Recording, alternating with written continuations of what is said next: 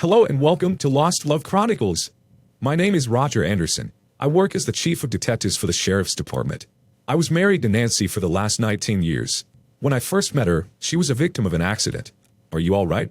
I asked the girl who was just hit by a speeding car. She was still dazed and had no clue where she was. I held her and moved the hair from her face. God, she was beautiful. The paramedic van came and took her to the hospital. I got the call that the team caught the driver and put him where he belonged. The next day, I went to the hospital to get the statement in her version. As I walked towards her room, my heart was pounding. Hey, Doc, where's the girl who came in last night? The one who was run over. Oh, Nancy Miller, she was lucky, no real injury, just some concussion. But don't press her hard, he said. I entered the room. Ms. Nancy, my name is Roger Anderson from the local PD. I'm here to record your statement about last night. She narrated the incident, and I kept jotting down in my pad, and after I was done, I walked out thanking her. As I walked out, my heart was pumping like a V8 engine. God, I think I'm in love with her.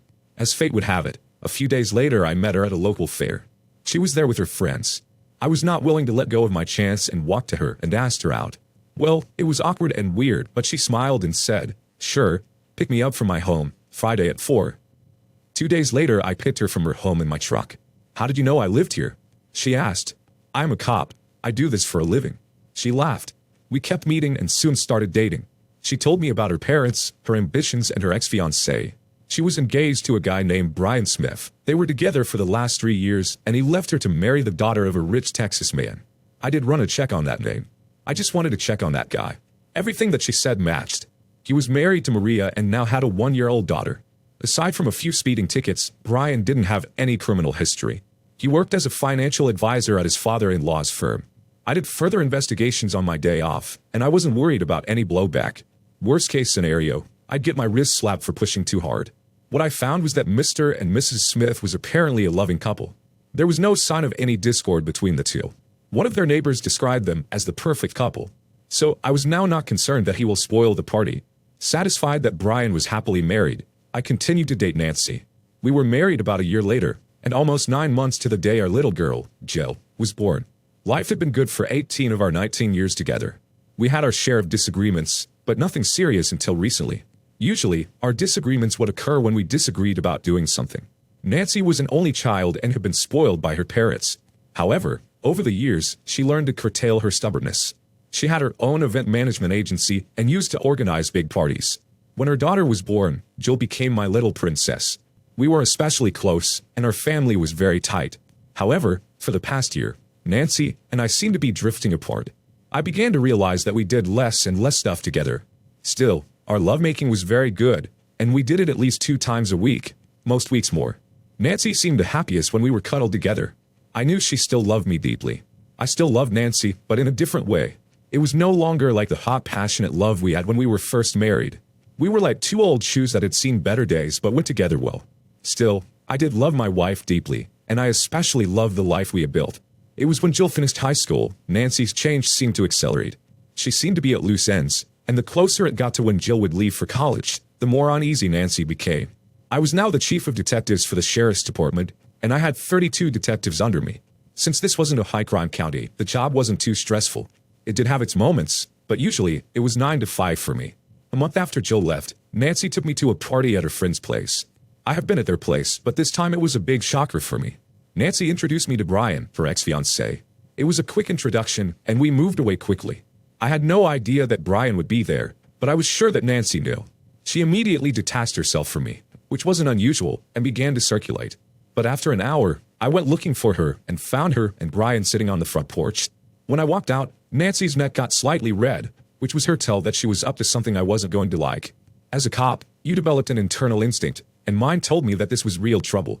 On the way home, we discussed Brian's presence. Nancy tried to blow it off like she was surprised to see him, and they were just catching up on old times. But her words were not coherent, and her story was not clean. I decided that I wasn't going to blow the whole thing out of proportion but keep myself on the guard. As a police officer, you are many times confronted with extremely unpleasant situations. Still, you have to handle them calmly and professionally. Sometimes, it was very distasteful. On my next workday after the barbecue, I did another investigation of Brian. What I found out was that his wife had died a year ago and her death was not from natural causes. There was not a lot of information, but it looked like investigation was done in a hurry and the matter was hushed. Brian got her insurance money and he was a rich man. Nothing on the record to make him a standout. He was in Japan when his wife died, removing him from the suspect list. As the months went on, we kept running into Brian at more and more functions. I knew this wasn't by accident, so I began to prepare myself for the worst. I figured any day now, Nancy would want us to sit down because she wanted to talk to me about something. Talk, she did, and she started when I had my guard down. It was a Friday night, and she was wearing my favorite pre-sex dress. I got up and quickly hugged her, and since these moments were now rare, I did not want to waste time. I quickly started and made sure that the climax was thunderous. Once we were done, we were snuggling, and I felt that my worries were for nothing. It was clear to me that Nancy still loved me as deeply as ever. "Roger, I want to talk to you about something," she said nervously, "and I don't want you to get mad. I want you to let me finish before you say anything." I felt like I just got shot by a .50 caliber slug right between my eyes. "You know that Brian was my first love," she explained. "We were engaged to be married. Then he fell in love with his wife, and we broke up. Since his wife's death, he's been devastated. He is so lonely. He tells me that he is still in love with me, and I have to admit that I'm still in love with him. But at the same time, I still love you too." I didn't say a word, and I was struggling to control my breathing and remain calm. This gave Nancy renewed courage because she smiled and continued. "I want to still be your wife, but I want to be with Brian also. Brian and I discussed it, and we think it would be fair that I stay with you for a week and with him for a week." I slid out of bed, got dressed, and drove off without saying a word. I headed to my office and closed the door. I called Lopez. He came in and looked at my unshaven face but knew not to ask as he had seen me pull all-nighters numerous times before. I told him I didn't want to be disturbed unless it was something major. Fortunately, I was left alone. Is she really that dumb, or I just got teleported to a different dimension? I thought to myself. I sat in my unlit office for hours. I kept going over and over the proposal that my wife had put to me. It was the most selfish thing she could have done. It was clear to me that Nancy wanted her cake and wanted to eat it too. That wasn't going to happen. She was going to have to choose. About 5 o'clock, I headed back home. I was super annoyed when I saw Brian's car in the driveway. This guy has some gall. It took me 5 minutes to calm down. I left my pistol in the car dashboard. I knew taking it inside would be catastrophic. Years of training, but it did not prepare me for anything like this. I found them in the living room, sitting nervously. Nancy got up quickly and came over to give me a kiss. I pushed her away, and I could see she was hurt by that. I didn't care. "We need to talk about this," Nancy said nervously. "There's not much to talk about," I said curtly. "You either want to be with him, or you want to be with me. You can't have it both ways." "I don't think you thought this proposal for completely," Brian said as he stared nervously at me. "I'm not taking your wife away from you. I'll just be giving her the additional love she needs. Yes, we'll be sharing her, but she will never miss any of her wifely obligations." Now the inner rage was almost to a boiling point. This smug a-hole had just told me that I should be willing to let Nancy sleep with him because she needs extra loving. I was disgusted with both of them, and at that moment, I knew my marriage was over. "No, I'm not going to go along with this arrangement." "Roger," Nancy said with a look that told me she was now upset with me. "This is going to happen. The question is whether you are going to be part of it or not. Get lost and take this man out of my house," I said. Nancy burst into tears. "Roger, please let me have this. I've been a faithful wife all these years. Brian was my first love, but I don't want to lose you. I love you so much, but I love Brian as well." I snorted and looked at Brian. "Tell me, Brian, if your deceased wife came to you with a proposal like this, would you have allowed it? If it would have made my wife happy, I would have gladly agreed to it." He smiled. "And what about you, Nancy? If I came home with a former girlfriend and told you I wanted you to share me with her, how would you feel about that?" Nancy hesitated for a few seconds before answering. "I guess I would be upset like you are right now, but I would eventually agree to it because I truly love you and want you to be happy. Well, I still have my balls in my brain. I will be contacting a lawyer in the morning to arrange for a divorce. I think the split of the assets should be pretty straightforward. The house only has a small mortgage. Once that's paid off, we'll split the proceeds. Our investments, savings, and checking accounts will be split. Jill's college fund will remain intact. There will be no alimony since you'll be living with dipshit sitting there. Now, both of you, please leave." Nancy was crying hard now as Brian took her arm. When she got to the door, Nancy turned back to me and said, "The door is always open, Roger. If you change your mind, I do love you deeply. I do want you in my life." I walked up to the door and slammed it hard. Then I went to the den and started making a list of the things I needed to do. I knew exactly which attorney I'd retain. His name was Dustin Brown. He had a reputation for being a real shark in divorce proceedings. Usually, he represented the wives, and the poor husbands never knew what hit them. Over the years, we have crossed paths. I had helped him numerous times when I didn't have to.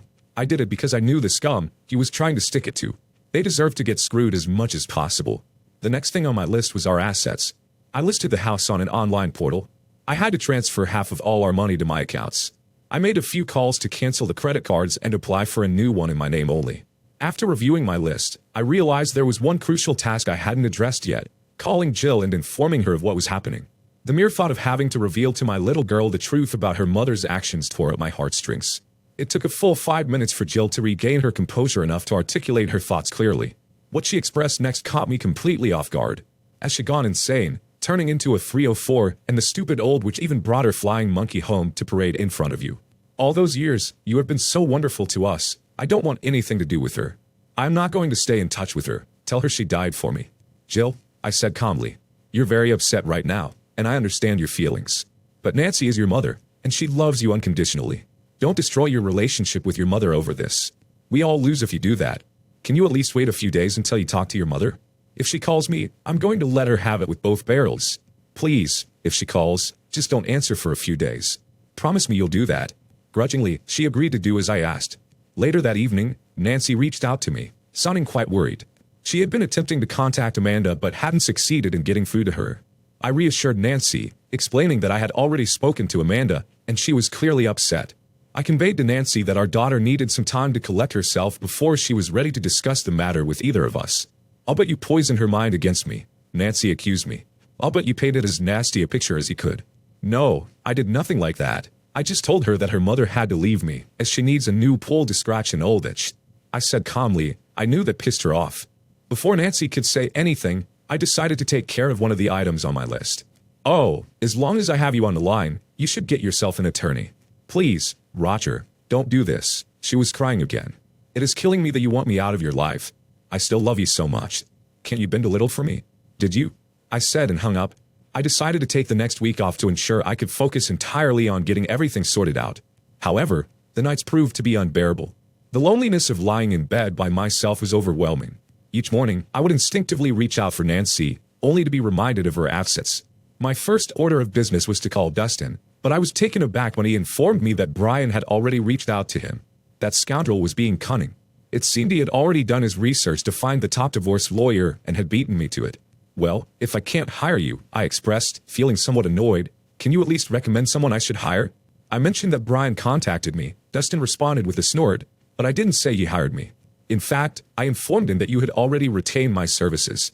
Wow, I replied with a sense of immense relief. I really appreciate you doing that. Roger, it's no secret that most of the men in this town see me as the villain, he said with bitterness. But you've always shown me respect.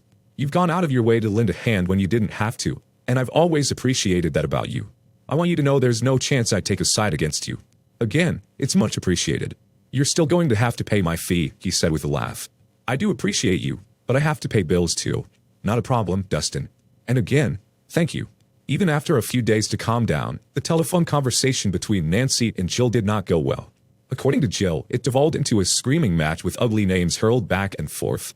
Nancy called me afterward, almost hysterical, that she had lost her daughter forever.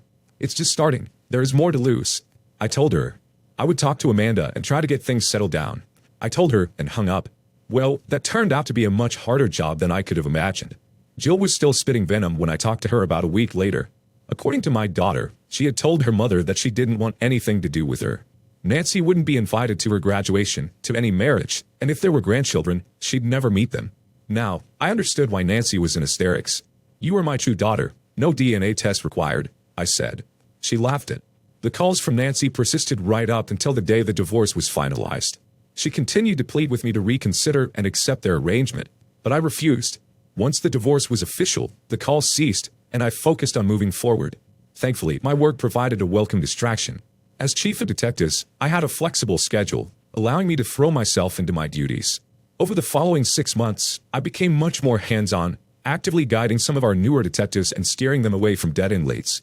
Additionally, I delved into our cold case files. My efforts paid off when we successfully closed a long-forgotten murder case. It turned out the ex-boyfriend was the culprit all along, and the evidence had been there but overlooked. For this achievement, I received a commendation and a well-deserved pay raise. After my divorce, Nancy swiftly remarried Brian, prompting their desire to purchase my share of the house. The mere thought of Brian living in my former home repulsed me. When Brian threatened legal action to force the sale, I stood my ground, unfazed. With the support of local appraisers, I managed to inflate the property's value significantly. Despite the inflated prices, Brian proceeded with the purchase.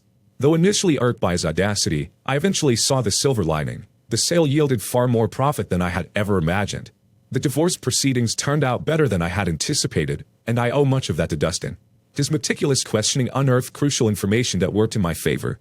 It was revealed that the down payment for our house originated from an inheritance from my grandfather, making it exempt from being considered community property. Consequently, I received approximately 75% of the proceeds from the sale. With that sum, I made the decision to purchase a condo outright, located conveniently close to my workplace. One night, approximately 8 months after Brian and Nancy tied the knot, I found myself dining alone in a restaurant. To my surprise, I spotted Nancy as she approached my table and took a seat. Though taken aback by her presence, I resolved not to engage in hostility. Glancing around, I noticed Brian seated at a table across the room, perusing a menu. "How are you doing, Roger?" Nancy said softly. "I'm managing," I replied with a fake smile. "And you?" "I still miss you every single day," she confessed, placing her hand atop mine. "I still love you deeply. If you could ever find it in your heart to accept Brian, I'd do anything to be with you again." Initially, I entertained the notion of pulling my hand away and dismissing her plea, but then an idea dawned on me. It was a plan I'd need to discuss with Amanda first, but it presented an opportunity to get back at Brian, that jerk. "I miss you too, Nancy," I admitted sincerely. "Waking up without you has been tough. But you're a married woman now. Speaking of which, I think your husband is looking for you." Nancy glanced over at Brian, who wore a puzzled expression. She nodded it in and rose from her seat. "Just remember, I still love you," she said before walking off to join her husband. God, I never knew this woman has no brain. I called Jill that evening and laid out my plan. Initially, she was horrified and expressing her disbelief. However, as I explained the reasoning behind my idea, her tone shifted, and soon giggles erupted from her end of the line. "That's just perfect, Dad," Jill exclaimed between fits of laughter. "You absolutely should go for it." The following day, armed with my daughter's blessing, I placed the call to Nancy. I expressed my desire to have a discussion with her and Brian, and she eagerly agreed, arranging for us to meet at our former home that evening at 7. Punctually, I arrived at 7 and was ushered into the living room by Nancy. It was irksome to see Brian lounging on the couch in what used to be my domain, but I found some solace in the scowl etched on his face. It was apparent that Nancy had sprung this meeting on him at the last minute, judging by the daggers he was glaring at me. Nevertheless, I maintained my composure and acted as if I hadn't noticed. After Nancy served us coffee and settled herself between Brian and me on the couch, I wasted no time in getting to the heart of the matter. "Nancy, when you said the offer to share was still open, did you mean it?" A smile illuminated Nancy's face. "Absolutely, Roger. I meant every word. I still deeply love you, and that offer stands. I just happen to love Brian too." "Well, if you're open to it," I said, feigning nervousness, "I would consider accepting that arrangement. Right now, I feel like I have none of you. At least this way, I have part of you some of the time. It's been incredibly lonely without you." Nancy's reaction was immediate and intense. She threw herself into my arms, kissing me on my lips so hard that stirred up old emotions.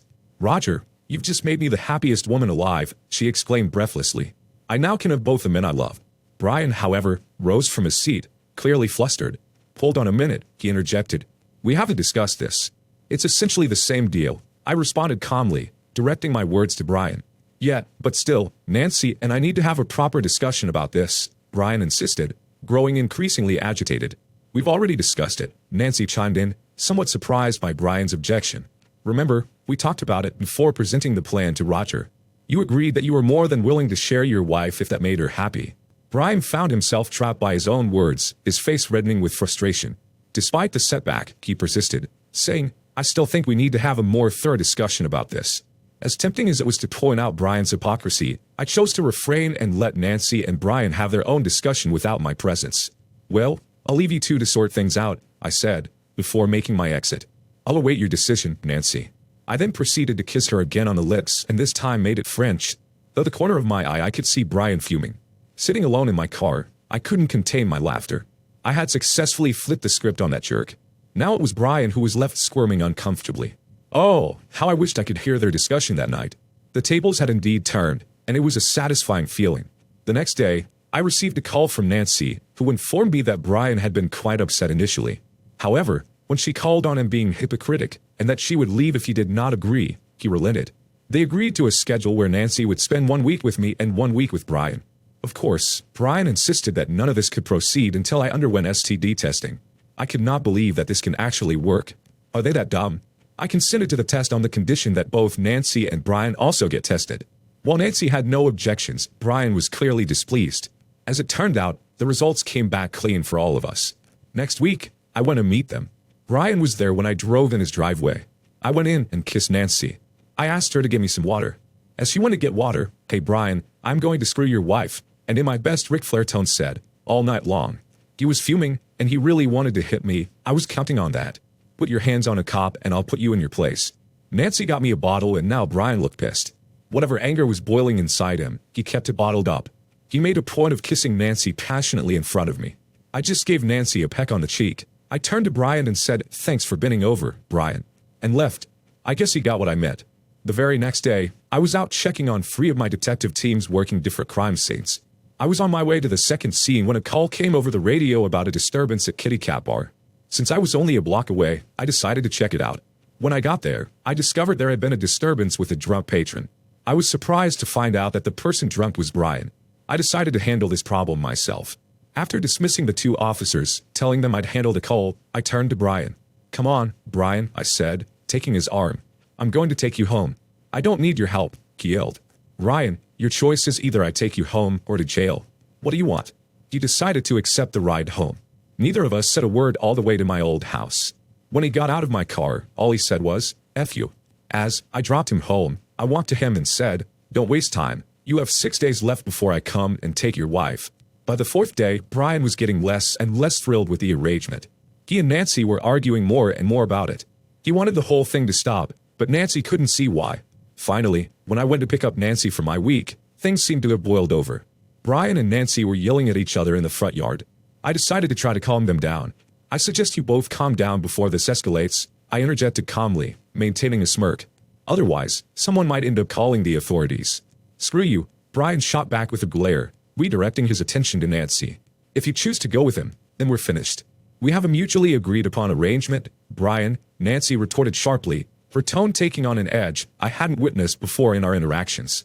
Since I'd known Brian, my ex-wife had consistently spoken to him with nothing but affectionate tones. "That arrangement is garbage," Brian yelled, his frustration evident. "And I'm warning you once more, if you go with him, it's over between us." "You don't mean that," Nancy dismissed his threat with a wave of her hand. "Let's not forget, it was you who initially proposed the idea of sharing. It was hilarious, and I was enjoying every second of it." With a made-up troubled expression, I watched as Brian stormed back into the house, slamming the door behind him. Turning to Nancy for an explanation, she simply shrugged. "He's just acting like a child," Nancy offered, linking her arm with mine. "He'll cool off soon, and everything will go back to normal. I guess you should talk to him and try to cool off things. I will pick you up in the evening," I told her and left for office. However, things didn't return to normal. It was about to get worse, and I was not prepared for it. That afternoon I got a call from one of the detectives. "Sir, we have some bad news. There has been a homicide." I was shocked and asked, "Who is it?" "It's Nancy, sir. Brian did it. As per him, it was a fit of rage. We have arrested him and bringing him in." I did not expect that. I was feeling guilty for Nancy's death. What am I going to tell Jill? She will hate me for my actions. They got him in but did not allow me near him. The team was aware of my history with Brian and asked me to be away from him. I reluctantly agreed and went back to my office. I called Jill and told her what has happened, and as expected she did not blame me but did not say anything. She just heard me and just said, "I need some time, Dad. I'll call when I am fine." I did not say anything else. Brian was taken to the jail for the proceedings and the paperwork began. Post-autopsy, I signed for the Nancy's body and prepared for the funeral. Jill joined me next day, and we both hugged each other and cried. "I'm sorry, Jill. It's all because of me. You did not pull the trigger, Dad." With a heavy heart, Nancy said, "It's the path she chose, and this is where we find ourselves now. It's not your fault." I was in my office when a woman knocked and walked in. "I am Aria, FBI." She displayed her ID. "We need to have the weapon used on Nancy." I looked at her surprised. That was blunt and fast. She handed me some documents and said, "The suspect Brian, who killed Nancy. We are investigating him for the murder of his previous wife Amanda. But he was not a suspect," I said. She looked at me with a raised eyebrow. "You know, some cops were paid off to look the other way. Apparently, her father had more money and more connections. He got us involved. But he was in Japan." I questioned. "Japan and USA have a time difference." The cops played on it, and their report. "He landed in Japan and boarded a flight 30 minutes later and reached USA. So you was in Japan and USA at the same day? Yes, and you never heard it from me, she said. I nodded and asked, why do you need the weapon? We suspect that it is the same that was used on his previous wife. We filed the formalities and handed her the weapon. We will share the report with you, and you can use the same in the court for this case. She stood up and left. 3 months later, Brian was found guilty of both the cases and is now be serving 30 years in the big house. She'll stayed with me for the next week while we mourn for her mother. It has now been over 6 months. I come back to an empty house and find myself sitting in silence. Memories of happier times flood my mind, but they only serve to deepen the ache in my heart. I only wish if Nancy was not that dumb. Dear listeners, if you like the story, please share your thoughts in the comment section and don't forget to like, share and subscribe.